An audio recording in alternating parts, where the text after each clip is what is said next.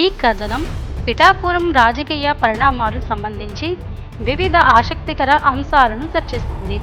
వర్మ, పవన్, నాగబాబు వంటి నేతల మధ్య ఉన్న చర్చలు, కూటమి ఆందోళనలు పిఠాపురం నియోజకవర్గ విషయంలో పరిస్థితులు కొత్త హోరులకు ప్రవేశిస్తున్నాయని సూచిస్తున్నాయి.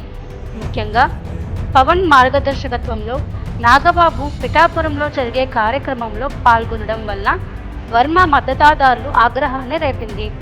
వర్మకు హామీలు అమలు కాని పరిస్థితి, పవన్ నుంచి ఏమైనా సహకారం లేకుండా వర్మకు అమలు కాని హామీల మూలంగా రాజకీయ పరిణామాలు సంక్లిష్టమవుతున్నాయి.